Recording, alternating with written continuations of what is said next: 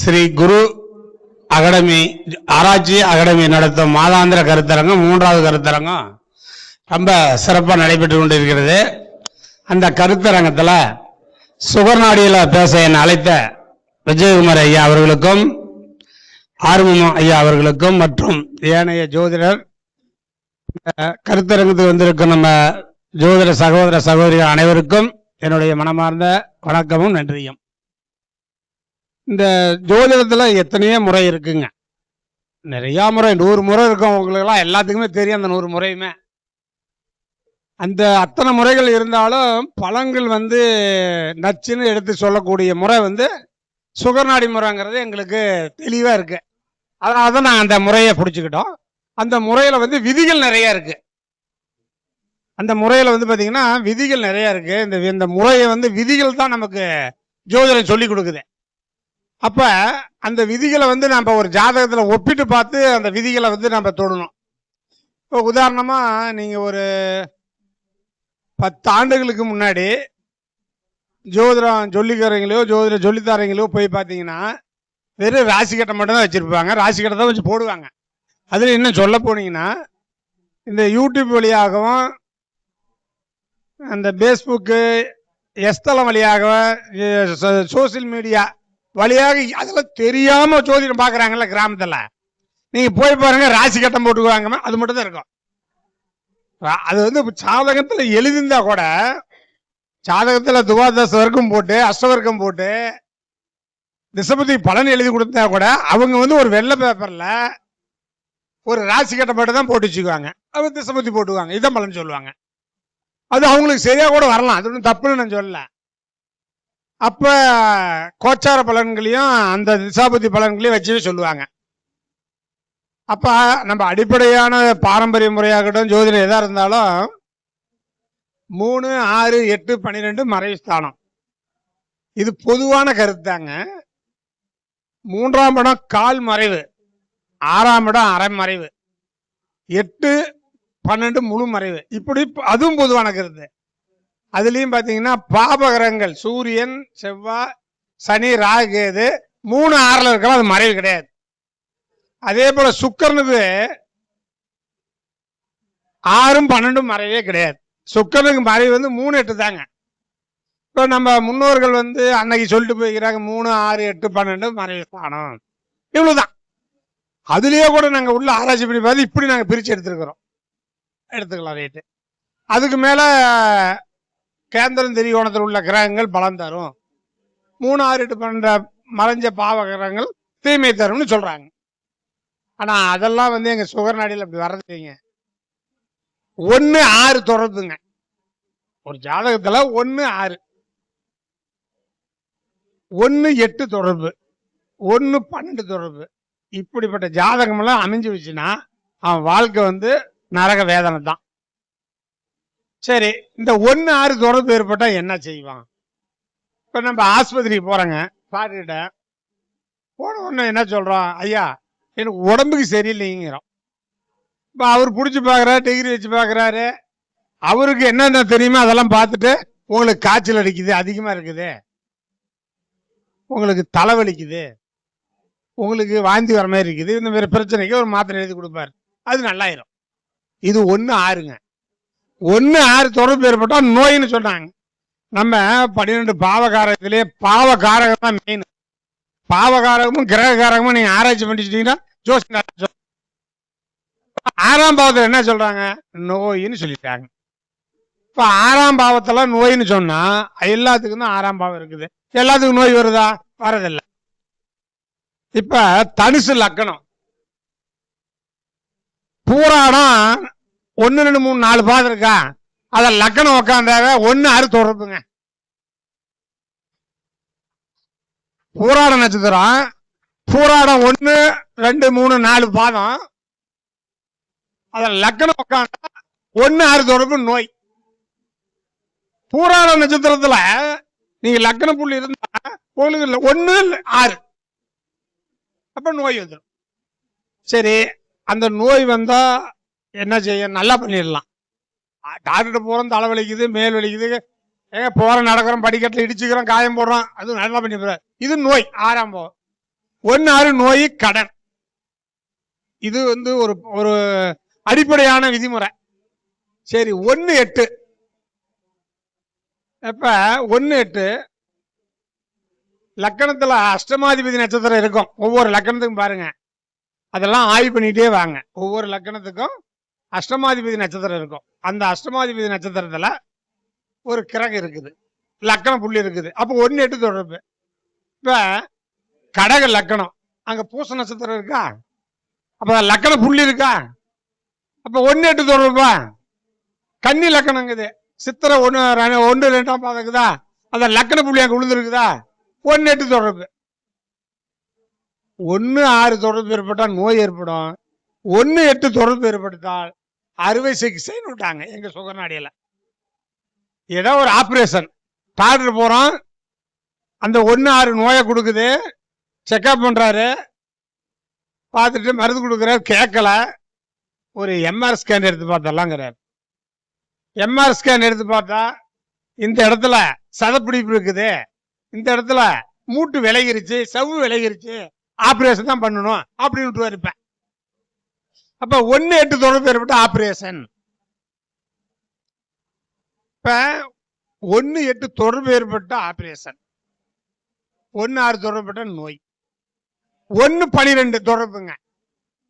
12ஆம் இடம்ங்கிறதுக்கு பரதேசன்னு சொன்னாங்க. இப்ப நீங்க ஜாதகம் பார்க்க வராங்கன்னு வச்சுக்கீங்க, அந்த லக்கணாதிபதி 12ல தான் இந்த ஜாதகம் பரதேசம் போயிட்டான்னு சொன்னா சண்டைக்கு வந்துருவாங்க. இப்ப ஐயா சிரிக்கிறாருல்ல, அது மாதிரி அவர் கோவப்படுவாரு. நாம என்ன சொன்னோம், இந்த ஜாதகம் வெளியூர் போயிட்டாங்க, வெளிநாடு போயிட்டாங்கன்னா பெருமை. ஏங்க இந்த ஜாதகம் வெளிநாட்டுல இருக்கிறாரா பெருமை. ஆமாங்க, என் மாவன் அமெரிக்கால இருக்கிறான், அதே அந்த வார்த்தைய உன் மாவன் பரதேசம் போயிட்டான்னு சொல்லி பிறகு சண்டைக்கு வந்துருவாங்க. பரதேசங்கிறது தான் உண்மையான தமிழ். நான் வந்து உள்ள போதும் போது ஒருத்தர் நண்பர் பேசினாரு, நம்ம தமிழ் வருட பிறப்பு சித்திரை மாதமா தை மாதமான்னு கேட்டாங்க. நீங்களும் பதில் சொல்றீங்களா, உங்களுக்கு தெரிஞ்சிருக்கலாம். இப்ப சித்திரை மாதம் தானே, சித்திரை மாதம் தானே வருட பிறப்பு. நான் சொல்றேன் தை மாதம் தான் வருட பிறப்புன்னு சொல்றேன். இப்ப இந்த வருஷம் சங்கராந்தி எது மேல வந்துருக்குதுங்க, மகர சங்கராந்தி எது மேல வந்துருக்க, என்ன வாகனத்து மேல வந்துக்கிறார். அந்த வாகனத்தை எப்படி அவங்க இந்த வாகனம் குறிப்பிட்டாங்கன்னா, சித்திரை 1ஆம் தேதியில வரக்கூடிய கரணநாதனை வச்சு குறிப்பிடல. தை மாதம் 1ஆம் தேதி என்ன கரணமோ அந்த கரணத்தின் அந்த கரணத்தினுடைய மிருகம் என்னவோ, வாகனம் என்னவோ அது மேல வச்சு வந்ததாக ஒரு நம்ம மகர சங்கராந்தி குறிப்பிட்டுருவாங்க. இப்ப தை 1ஆம் தேதி தானே சித்திரை தமிழ் வரல பிறப்பு. இப்ப நம்ம இதை சொன்னோம்னா நிறைய பேருக்கு சித்திரை தானே 1ஆம் தேதி வரப்பிறப்புமாங்க. ஆனா ஆதியா வந்தது தை தாங்க. தை பிறந்தா வழி பிறக்கும் தங்கமே தங்கமேனாங்க. அதான் உத்தராயணம் ஆரம்பம். இப்ப சனிக்கு பயிற்சி இருக்குது, குருவுக்கு பயிற்சி இருக்குது, ராகு கேதுக்கு பயிற்சி இருக்குது, சூரியனுக்கும் பயிற்சி இருக்கா இல்லையா? எந்த பயிற்சி சொல்றீங்க? மகர சங்கராந்தி மட்டும் சொல்றீங்க. மீதி ஒவ்வொரு வீடு மாதிரி நம்ம பயிற்சி தானே, ஆனா சொல்றது இல்ல. ஆனா தை மாதம் 1ஆம் தேதி மட்டும் மகர சங்கராந்தி, சூரியன் பயிற்சி ஆகிறார். எங்க தனுசுல இருந்து மகரத்துக்கு போறார். அதுதான் நமக்கு வருடப்பிறப்பு இப்படின்னு முன்னோர்கள் சொன்னாங்க. காலங்கள் மாறிடுச்சு, அதை விடுங்க, நம்ம ஜோதிடத்துக்கு வந்துடலாம். அப்ப ஜோதிடத்துல வந்து பாத்தீங்கன்னா 1-6, 1-8, 1-12. இப்ப இது மறைவுஸ்தான்னு சொன்னாங்க. இது அடிப்படையாவே ஜோதிடர்களுக்கு அடிப்படையாவே தாங்க. இதுதான் நான் வந்து முழுசா சொன்ன ஐயாவுகளுக்கு சிலது தெரியும், மறைவு பத்தி விளக்கி சொன்னேன். இது உலகமே அடிப்படையில் தான், அதுல கொஞ்சம் மாற்றம் தான். சரி, இன்னொரு ஸ்தானங்குது இல்ல, கால் மறைவு ஸ்தானம் 3ஆம் பாவம். இப்ப அதுக்கு தொடர்பு ஏதாச்சும் வருமா? 1-3 சுறுசுறுப்பா இருப்பாங்க, நோய் வராது. இந்த சொன்னது மாதிரி வராதுங்க. 1-3 யாருக்கெல்லாம் சம்மந்தப்பட்டிருக்குதோ, 12 பாவத்துல 3ஆம் பாவம் நம்ம உடம்புல எந்த பொருளுங்க? கை. ஆத்மாங்கிறது ஜீவன் ஒண்ணு, இந்த 1 3 தான் கை ஆடிக்கிட்டே இருக்க, எழுதிக்கிட்டே இருக்கலாம், படிச்சுட்டே இருப்பான். அந்த காலத்துல புதன் 3ல இருந்தா குமுஸ்தான் நாங்க, குமஸ்தா. நம்ம அந்த காலத்துல சொன்னதான் சொன்னேன். இன்னைக்கு மேனேஜர், இன்னைக்கு இன்னும் சாப்ட்வேர் கம்பெனில சொன்னா அவங்க என்ன ஜீவாவா என்னென்னமோ சொல்றாங்க.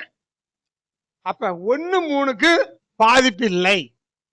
யாருக்கெல்லாம் 1 3 தொடர்பு இருக்குதோ அந்த ஜாதகம் எல்லாம் ஆடிக்கிட்டு கையை கால ஆடிக்கிட்டே இருக்கும். இப்ப 3ஆம் பாவம் மறைவு ஸ்தானம் இல்லை. இப்ப இந்த மாதிரி நம்ம இதை ஆய்வு பண்றோம். இதே போல 1 5 9 தொடர்பு இருக்குதா, 1 4 தொடர்பு இருக்குதா, 1 7 தொடர்பு இருக்குதா, இதெல்லாம் நீங்க 12 பாவத்தையும் அப்படியே ஒன்னோட ஒன்றா லிங்க் வச்சு பார்த்து கண்டுபிடிச்சிங்கன்னா சோசியம் அருமையா சொல்ல எங்க சுகர்நாடி. சரி, இப்ப உங்களுக்கு 12 பாவத்துக்கு ஒரு வழி வேணும்ல. இப்ப நான் சேலம் மாவட்டம் இரும்பாலையில் இருக்கிறேங்க. அங்கிருந்து திருச்சியில கைலாச நகருக்கு நான் வரணும்ல, நான் 4 பஸ் ஏறணும்ல, ரூட்டா தான் வர முடியும். எங்க இரும்பாலையில இருந்து சேலம் டவுனுக்கு ஒரு பஸ், புது பஸ் ஸ்டாண்டு, அங்கிருந்து திருச்சிக்கு ஒரு பஸ் ஸ்டாண்டு. திருச்சினா நம்ம அந்த இல்ல நம்ம அந்த சத்திரத்தில் இறங்கல, நான் பால் பண்ண டோல்கட்டில் இறங்கிட்டு அங்கிருந்து கைலாச நகரில் இறங்கி தேடி வந்தேன். இது போல இப்படித்தான் நீங்க ஆய்வு பண்ணணும். அப்போ ஒரு ஆய்வுல எங்க சுகர்நாடியில் ஒரு ஆய்வு பண்ணதை சொல்றாங்க. 1 8 தொடர்பு ஏற்பட்டா என்னன்னு சொல்லி அவங்க கேட்டாங்க. 1 8 தொடர்பு ஏற்பட்டால் ஒரு பெரிய நோய் ஆபரேஷன், இது அது வேறு. அப்புறமே இப்ப 1 8 தொடர்பு பெற்றுதா இந்த மாதிரி நோய். நான் ஒரு ஜாதகம் எனக்கு நான் போர்டில் போட்டுக்கிறேன் பாருங்க. இந்த ஜாதகம் உங்களுக்கு நான் போன் நம்பர் தரேன், மகாபலிபுரத்துல இருந்து அனுப்புனாங்க. நான் பார்த்து ஜாதகம் சொன்னேன். அதை சொல்லிட்டு நான் சொல்றேன், நான் அது மாதிரி எழுதி அவங்களுக்கு அனுப்பிச்சு விட்டேன். ஒரு ஆண் ஜாதகம் 1 9 1969 கரெக்டா இருக்குங்களா? அது 9 ஆகிக்கிறங்க. இது 6 ஆகுங்க. அது 6 ஆகுங்க. 6 இல்ல அது 6, அது 69, அது 6 ஆகிக்குங்க. கரெக்ட். 1 1 9 1969 தான் கரெக்ட். ஏன்னா நீங்க கம்ப்யூட்டர்ல போட்டாலும் கரெக்டா வரணும். 1 9 1969 9 மணி 1 நிமிஷம் AM சென்னை. மகாபலிபுரம் போட்டாலும் சரி, சென்னைன்னு போட்டாலும் சரி. லக்கணம் பாத்தீங்கன்னா கன்னி லக்கணம். லக்கணத்துல புதன், 3ல செவ்வாய், 4ல மாந்தி, 6ல ராகு, 8ல சந்திரன் சனி, 11ல சுக்கிரன், 12ல சூரியன் கேது. இது ராசி கட்டம். நவம்ச கட்டம் அதே லக்கணம், கன்னி லக்கணமே. 2ல சுக்கிரன், 4ல மாந்தி கேது, 6ல செவ்வாய், 8ல புதன், 9ல குரு, 10ல ராகு, 12ல சூரியன் சந்திரன் சனி. இப்ப நான் என்ன போட்டு அவங்களுக்கு அனுப்பிச்சிருப்போம்னா, லக்கணம் எந்த நட்சத்திரத்தில் இருக்குது அப்படின்னு பார்ப்பேன். லக்கணம், ராசி, சந்திரன், சூரியன், 9 கோள்களும் என்ன தொடர்புன்னு பார்த்தேன். இந்த ஜாதகத்துல 9 கோள்களுமே 8ஆம் பாவத்தை தொடுதுங்க. இப்ப நான் இதுல இருந்து சொல்றேன், நீங்க நோட் பண்ணீங்க. லக்கணம் செவ்வாய் காலுங்களா? லக்கணம் செவ்வாய் கால், சித்திரை 2 லக்குது. அந்த செவ்வாய் பாத்தீங்கன்னா 3 லக்குதுங்களா?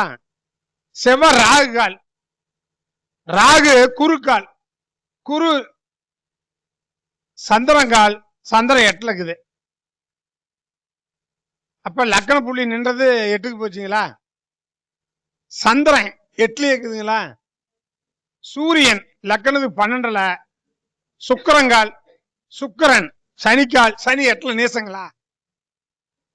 செவ்வாய் ஏற்கனவே 8க்கு போயிருச்சுங்க.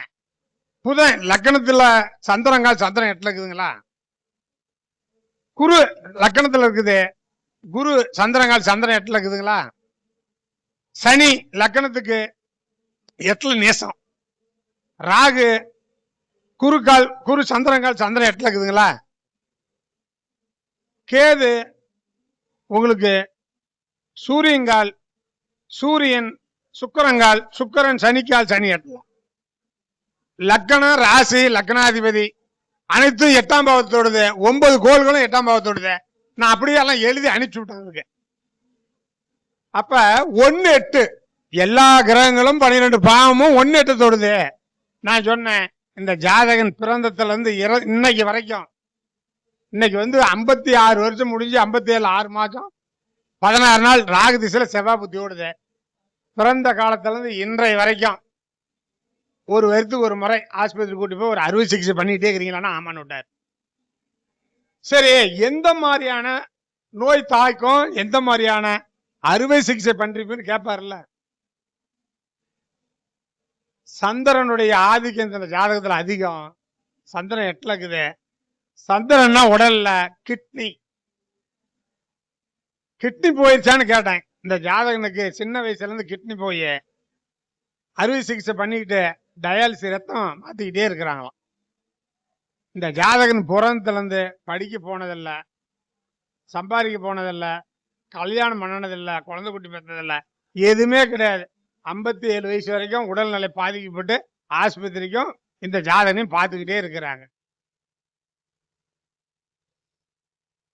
அப்ப நம்ம சுகர் நாடியில எழுதி நான் வேணா யாரோ ஒருத்தர் அவருடைய போன் நம்பர் கேளுங்க, நான் தரேன், அவரோட போன் பண்ணி கேளுங்க. மகாபலிபுரத்துல அவர் இருக்கிறாரு, இந்த மாதிரி விஜயங்கட ஜாதகம் பார்த்தீங்கன்னு சொன்னாருன்னா அவர் எழுதியே அனுப்பிச்சுட்டே இருப்பார். நான் எழுதிய சாதகம் பார்க்காத முடியும் எழுதிய அவருக்கு வாட்ஸ்அப்ல அனுப்பிடுவேன். பிறப்பு முதல் இறப்பு வரைக்கும் இன்றைய வரைக்கும் ஹாஸ்பிட்டல் மட்டுமே தான். வருஷத்துக்கு ஒரு முறை 2 வருஷத்துக்கு ஒரு முறையா ஏதோ ஒரு ஆப்ரேஷன் நடந்து கொண்டே இருக்குதான். அவங்க கேட்டாங்க, இந்த ஜாதகனோட அப்பா அம்மா, இந்த ஜாதகனுக்கு ஒரு மாமா, ஒரு மாமச்சன், 3 பேரும் தான் கேட்டாங்க. அவங்க 3 பேருமே கேட்டாங்க இது எப்ப போய் சேரும். இப்ப சார் ஜோதிடம் மட்டுமே பார்த்துட்டு கூட நாம உலகத்தில் உள்ள அத்தனையுமே ஆராய்ச்சி பண்ணோம். உத்தரப்பிரதேசத்துல ஒரு ஆக்சிடென்ட் ஆகி ஒரு 15 வருஷமா கோமா ஸ்டேஜில் இருக்கிறாங்க. அவங்க டெல்லி சுப்ரீம் கோர்ட்டுக்கு போயிட்டு இந்த மாதிரி இருக்குதுங்க, நீங்க தான் ஒரு வழிமுறை சொல்லணுட்டாங்க. கருணை கொலை செஞ்சுட்டாங்க, உத்தரவு வாங்கிட்டாங்க. கருணை கொலை செய்ய சொல்லிட்டாங்க, உத்தரவு வாங்கிட்டாங்க. கருணை கொலை பண்ண போறாங்க.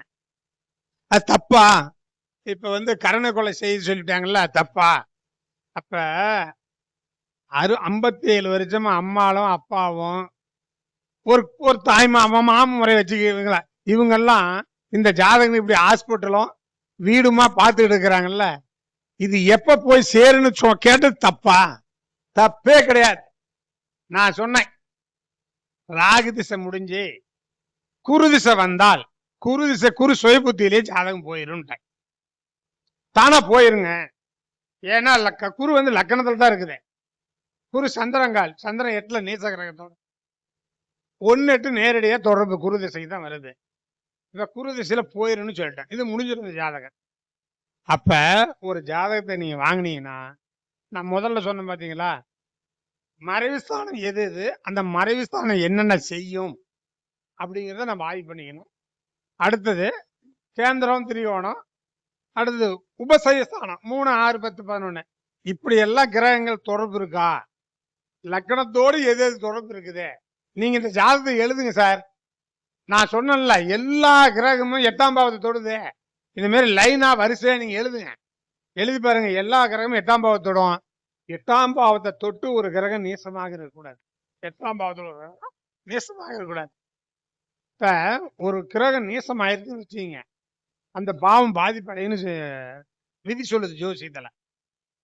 இப்ப 8ஆம் பாவங்கிறது இல்ல, நான் நீசத்துக்கு மட்டும் விளக்கம் சொல்லிடுறேன்.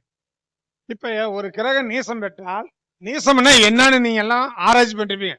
ஏன்னா என்னை விட வயதுல அதிகமாகவும் இருப்பீங்க. நான் ஜோதிடத்துல 43 வருஷம் அனுபவம், அந்த என்னோட அதிகமா கூட வயசுல இருப்பீங்க. நீசம் பெற்ற கிரகத்துக்கு துற்பலன் அப்படின்னு சொல்லிக்கிறாங்க. அதுக்கு விளக்கம் என்ன சொல்லணும்னா, இருட்டுன்னு அர்த்தம். இருட்டு, நீசம்னா இருட்டுன்னு அர்த்தம். உச்சம்னா அக்கினி நட்சத்திரம் வெயில் வருது இல்லைங்களா, அக்கினி நட்சத்திரத்துல அது போல வெளிச்சம். உச்சத்துக்கும் நீசத்துக்கும் இதாங்க. இது உதாரண அர்த்தம் வேணும் இல்ல, லாஜிக் வேணும் இல்ல. லாஜிக் இங்கிலீஷ், தமிழ்ல விதிகள் வேணும், கணக்கு வேணும், மேக்ஸ். இப்ப ஒண்ணு இல்லைங்க, நம்ம முன்னோர்கள் வந்து அந்த காலத்துல உறம்புற 10 பேர் வராங்கன்னு வச்சுக்கோங்க. வீட்டுக்காரம்மா சொல்லலாம், ஏப்பா 10 பேர் உறம்புற வந்துக்குதே, ஒருபடி அரிசி சோதை 2 பேர் சாப்பிட்டுருவாங்க, அதுக்கு தகுந்த மாதிரி 10 பேருக்கு 5 படி அரிசி வாங்கிக்க, பருப்பு வாங்கி எப்படி சொல்லுவாங்க. அதை கணக்கு கால்குலேஷன். அதை அடிச்சுட்டு போய் எடுக்காதீங்க போன, அது கால்குலேஷன், அதான் விதி. அப்ப ஜோதிடத்துக்கும் உங்களுக்கு ஒவ்வொரு கிரகத்துக்கும் ஒவ்வொரு பாவத்துக்கும் ஆட்சி, உச்சம், நட்பு, சமம், இதுக்கெல்லாம் விதிகள் வேணும். இப்ப இந்த அடிப்படை விதிகளோட பலன் சொல்றேன் பாருங்க. ஒரு கிரகம் மூலத்திரிகோணத்துல இருந்தா 1.25 ரூபம் தான் எழுதிருக்கிறாங்க. நான் புக் வச்சுக்கிறேன். அப்ப 125% கொடுத்துக்கிறாங்க. மூலத்திரிகோண வீட்டுல ஒரு கிரகம் இருக்குதுன்னு வச்சுங்க, அந்த மூலத்திரிகோண வீட்டுல இருக்கிற கிரகத்துக்கு 1.25 ரூபம். உச்ச வீட்டுல ஒரு அந்த உச்சமெத்த கிரகம் உச்ச வீட்டுல இருக்குதுன்னா 100 ரூபம். நட்பு வீட்டுல ஒரு கிரகம் இருக்குதுன்னா 75%. சம வீட்டுல ஒரு கிரகம் இருக்குன்னா 50%. பகை வீட்டுல ஒரு கிரகம் இருக்குன்னா 25%. நீசம் பெற்ற கிரகத்துக்கு 0 0 0. அஸ்தமனம் பெற்ற கிரகத்துக்கும் 0 0.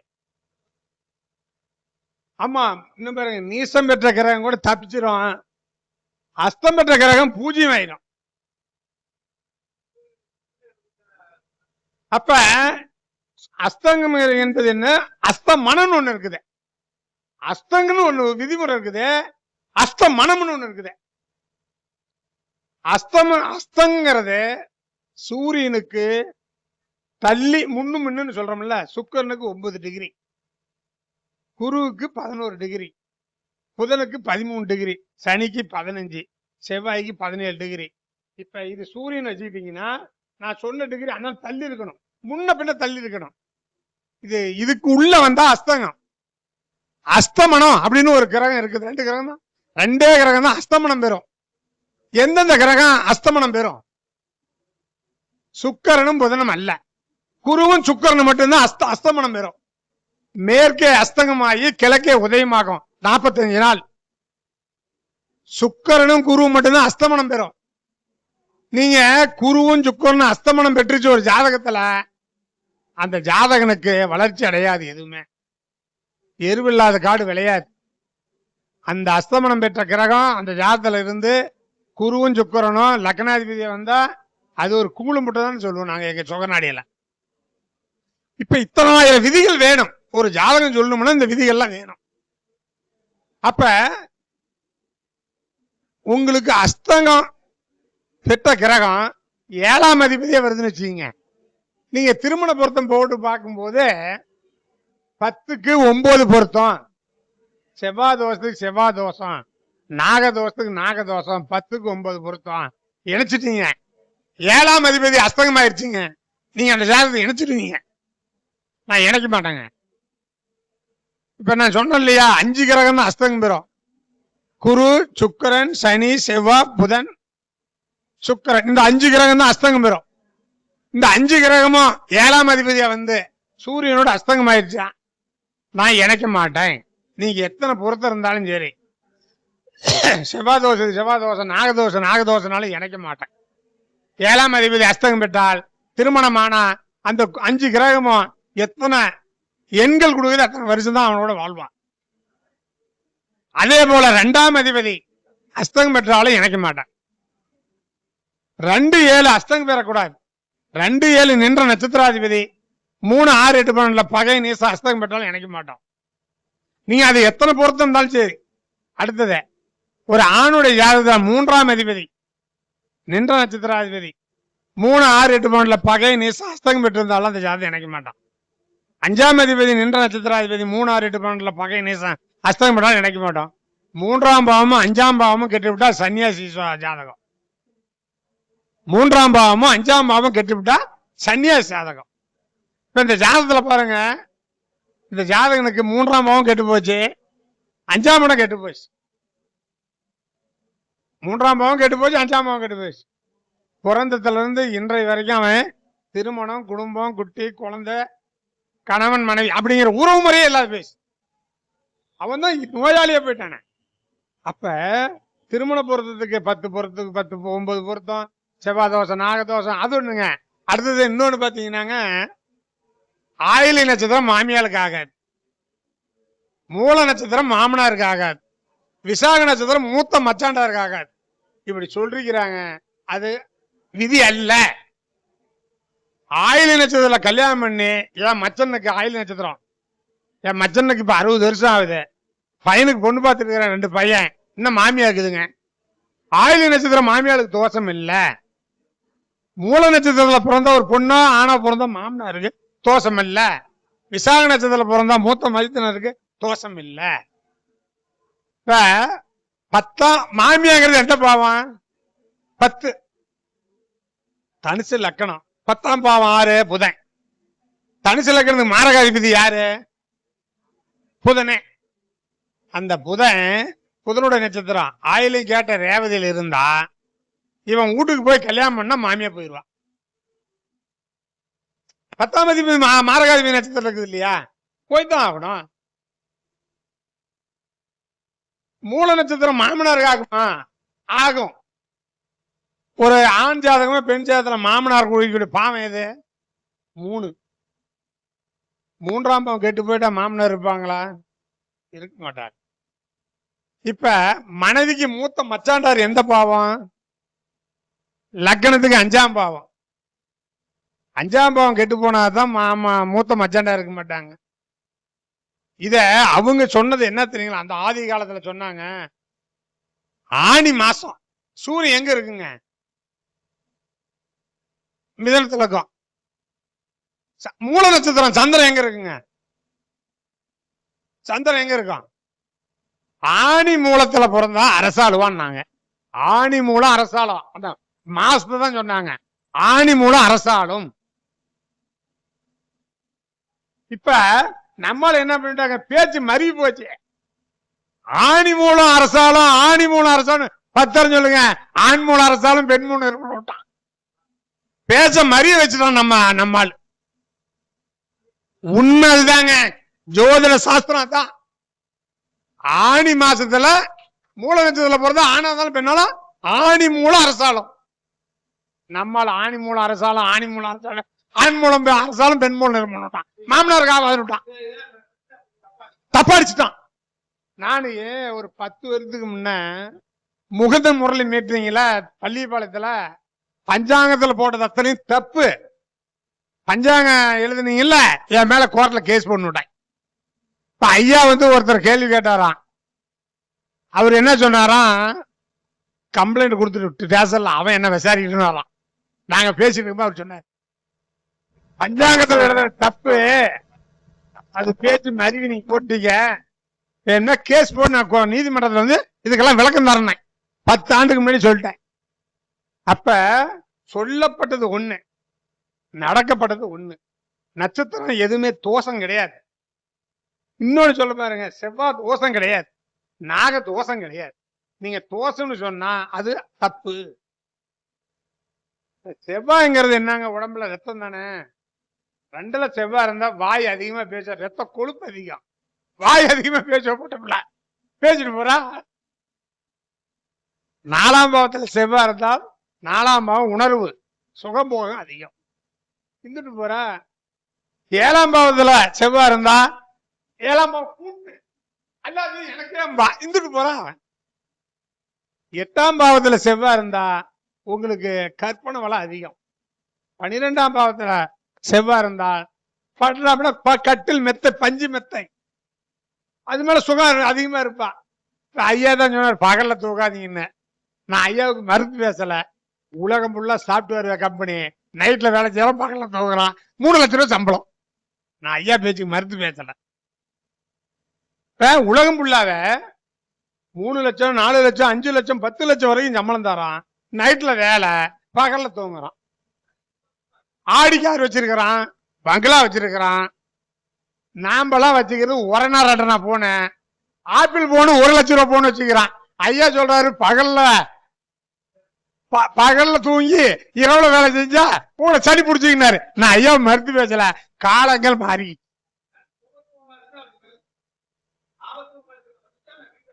ஐயா நான் சொன்னது மறுத்து பேசன்னு சொல்லிவிட்டேன். இப்ப அது மாதிரிங்க நம்மளுடைய என்னோட பாருங்க, மகத்துல பிறந்தா ஜெகத்தினை ஆழ்வான்னாங்க. நம்ம முன்னாள் முதலமைச்சர் ஜெயலலிதா நம்ம அரசியல் பேச வரலன்னாங்க. நாம எல்லாம் சோதனை கருத்தான் ஆய்வு பண்ணிக்கணும். மகத்துல பிறந்தா ஜெகத்தினை ஆளலாம். சிம்மத்துல சந்திரன், கும்பத்துல சூரியன், அங்க மாசி மகம் கூடுது. மாசி மகத்துல பிறந்தாங்க ஜெயலலிதா அம்மா, ஜெகத்தினை ஆண்டாங்க. அதே மாசி மகத்துல லட்சம் பிள்ளைங்க நம்ம சகோதரிங்க பிறந்துக்கிறாங்க, சோத்துக்கு இல்ல சார். இதுக்கு விதி வேணும் சார், கண்டுபிடிக்கணும். நீங்க ஜெயலலிதா அம்மா ஜாதகத்தை நான் சொல்றேன், போட்டு பாருங்க. 24/2/1948 2:45 மைசூர் மாகாணம் மாண்டியாங்கர் கிராமத்தில் பிறந்தாங்க. மிதுன லக்கணம், 2ல சனி பகவான், 3ல செவ்வாய் சந்திரன், 5ல துலான்ல கேது, 7ல குரு தனுசுல குரு, 9ல சூரியனும் புதனும், 10ல சுக்கிரன் உச்சம், 11ல ராகு. மக நட்சத்திரத்துல பிறந்த ஜெகத்தினை ஆளுவாங்க. இந்த சகோதரிகளும் நம்ம ஊர்ல பிறந்திருக்கிறாங்களே, ஏன் ஜெகத்தினை ஆளலன்னா அந்த அம்மாவுக்கு சூரியனும் சந்திரனுக்கும் 6-8 எந்த கிரகம் இல்லை.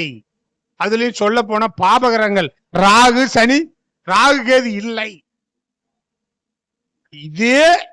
இதே லக்கணம் இந்த கிரகம் ஏறிய கிருஷ்ணகிரி மாவட்டம் ஊத்தங்கரையில ஒரு பொண்ணு, ஜெயலலிதாவுக்கு என்ன கிரகம் இருக்குது, அங்க சூரியனோட ராகு, இங்க சந்திரனோட கேது.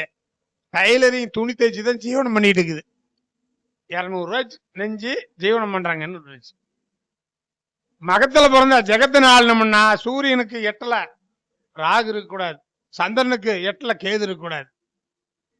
ராஜயோகம் அது அவயோகமும் மாறி போயிடும். ஜெயலலிதா ஜாதகத்தை போட்டு பாருங்க, எந்த ஒரு பாபகிரகமும் இந்த சுபகிரகத்தை எதுவுமே டச் பண்ணல. இப்படி நீங்க ஜோதிடத்தை ஆய்வு தெளிவா பண்ணணும். அப்படி ஆய்வு பண்ணீங்கன்னா அருமையா ஜோதிடம் வரும். ஏங்க சுகர்நாடியில இந்த மாதிரி 2000 விதி இருக்கு. அப்ப 1-8 தொடர்பு இருக்குதா, 1-6 தொடர்பு இருக்குதா, 1-12 தொடர்பு இருக்குதா அப்படின்னு. ஐயா இந்த மாதிரிங்க ஒரு மீட்டையில பொதுவா தான் பேசினேன். 2ஆம் அதிபதியும் 12ஆம் அதிபதி நட்சத்திர பரிவர்த்தனை பெற்று லக்னாதிபதி இருவரில் ஒருவர் இருந்தா 1000 கோடிக்கு அதிபதியான வீட்டுல பிறந்தாலும் அவன் அன்றாட ஜீவனுக்கு கையேந்தோன்னு சொன்னேன். சரி, அது உதாரணம் சொல்லணும் இல்லைங்களா சார்? உதாரணம் பொதுவா சொன்னேங்க. கன்னி லக்கணம், 2ஆம் அதிபதி யாரு? சுக்கிரன் 12ல, சூரியனோட நட்சத்திரத்துல, உத்திரம் 1ஆம் பாதத்துல. 12ஆம் அதிபதி யாரு? சூரியன் 12லயே பூர நட்சத்திரத்துல. அப்ப 2ஆம் அதிபதி 12ஆம் அதிபதி பரிவர்த்தனை ஆயிடுச்சுன்னா லக்கணத்துல புதன் லக்னாதிபதி, சூரிய நட்சத்திரம் உத்திரம் 2ஆம் பாதத்துல. உதாரணம் சொன்னா எனக்கு 8 நாள் கழிச்சு போன் பண்றா, எப்படி அந்த ஜாதகத்தை சொல்லலாம், எப்படி இப்படி ஏழ்மை இருக்கு என்ன கண்டுபிடிச்சீங்க? ஐயா நான் நீங்க யாரு என்னன்னு தெரியாது, என்ன சொல்றீங்கண்ணே? நீங்க சொல்ற ஜாதகம் எனக்கு இருக்குது. எனக்கு 15 ஏக்கரா தோட்டங்குது, ஆடு மாடு இருக்குது, கனவு மனை இருக்கிறோம். டோருக்கு போனா 30ஆம் நாள் வேணும், கடைசியில் போனா என்ன இல்லைங்கிறான். 105 ரூபா நான் கொடுக்கணும். அந்த 105 ரூபா என்னால ரெடி பண்ண முடியல. டோருக்கு போனா பருப்பு அரிசி பருப்பு இல்லைங்கிறான். இந்த கரும்புரி பக்கம் எங்க ஊர் பக்கம் பிள்ளைங்களுக்கு தீனிப்பாங்க, பிஸ்கெட்டு மிக்சரு முறுக்கு தான் தீனிப்பாங்க. பிள்ளைங்களுக்கு தீனி கூட வாங்க முடியுங்கிறான். அப்ப இந்த விதிகள் வேணும், இந்த விதிகள் வேணும். நான் ஒவ்வொரு ஜாதகமும் இந்த விதியை ஒவ்வொரு ஜாதகத்துல பொருத்தி பார்த்தீங்கன்னா அழகா பொருந்தது. 1, 5, 9 தொடர்பு ஏற்பட்டால் அந்த ஜாதகம் உலக அறிய நாடு அறிய அவன் பேர் புகழ் இருக்கும்னு நினை. தனுசு லக்கணங்க, லக்கணாதிபதி குரு 9ல, உத்திராடம் 1ஆம் பாதத்துல. அந்த பையன் 18 வருஷம் தான். அந்த பையன் நாட்டுல ஒரு முதலமைச்சர்கிட்ட இருந்து, பிரதமர்கிட்ட இருந்து, கோடீஸ்வரர் இருந்து எல்லாத்தையும் போட்டோ எடுத்துட்டான். எல்லாம் நின்று போட்டோ எடுக்கிறான், எல்லாத்துக்கும் தெரியும் அந்த பையனை. இப்ப லக்கணத்துல லக்கணாதிபதி 9ஆம் அதிபதி கால் வாங்கிட்டார். அந்த 9ஆம் அதிபதி சூரியன் 5ஆம் அதிபதி தொடர்பு விட்டார். இப்ப 1-5-9 தொடர்பு உலகளவு புகழ். இந்த மாதிரி 1 எந்தெந்த கிரகத்தை தொடுது, எதை தொடக்கூடாது அப்படிங்கிறது தான் ஜோசியமே, வேற எல்லாம் விதி இல்லை.